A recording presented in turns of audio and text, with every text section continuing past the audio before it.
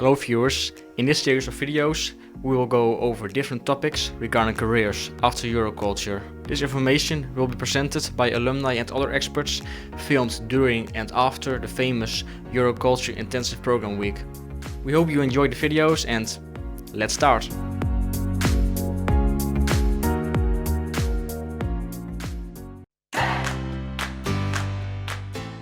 So another thing I do is that I'm really focusing on learning R Studio, so coding software. Why? I do qualitative research mostly, a bit mixed methods, but mostly qualitative. I'm not a quantitative researcher, I will never do statistics, I just don't care about it. Coding, on the other hand, coding will give you a job. If you are good at using new softwares, this will count a lot. Because it's not only software for research, but it's software for, threat assessments. It's software for policy recommendations, survey. And you should look for skills that you can see yourself using outside that specific project, that you think that you could use later on. Another thing is languages.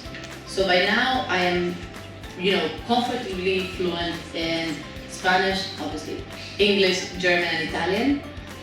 Italian is not amazing yet, but I'm working on it.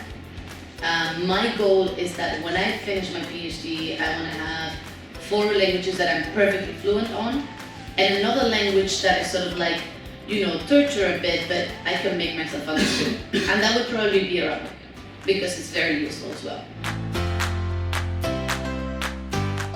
Private sector. Private sector is an extremely interesting field into which UN is more and more looking. So I think for Euroculture people as well as HR, as we were talking now at the coffee break, these are very interesting fields for Euroculture students, especially since Euroculture gives an opportunity to really pick your focus, right? It's about everything and anything in particular. So if you decide what is your focus and then take an extra class here and there, and we are very lucky that most of the universities, I don't know if all universities, but most universities allow that, right? To take additional classes from other programs. Then you come out with the program fully prepared with all steps of things. And you never know when the Swedish language is useful, and I tell you, it's very useful because most of the donors of the international humanitarian aid are Scandinavians, and when they see you, hear you saying hello in Swedish and asking how are you, you get extra millions for your program. Just that easy. But it still works. It opens a lot of doors. And therefore, I would seriously encourage to keep the eyes open, keep the ears open, look everywhere, but stay focused on your particular thing. You have to remember that everyone has their own success story. We never put in our CVs our failures. At least so far we haven't done that. It's all our achievements. And when we go to an interview, when we meet someone else, our narrative immediately is a positive one. So actually I can already give you an answer. The way to coping with that anxiety is repeating yourself that success story. And everyone does it. It's a natural thing. So at the beginning of your career, or as a student or as a young academic, you start working with the bits that you have and you start building that little narrative, the success story that will actually help you, first of all, pitch an idea, sell yourself, and you have to be aware, very aware, that is that, and only that, a success story, in one side of the truth, right?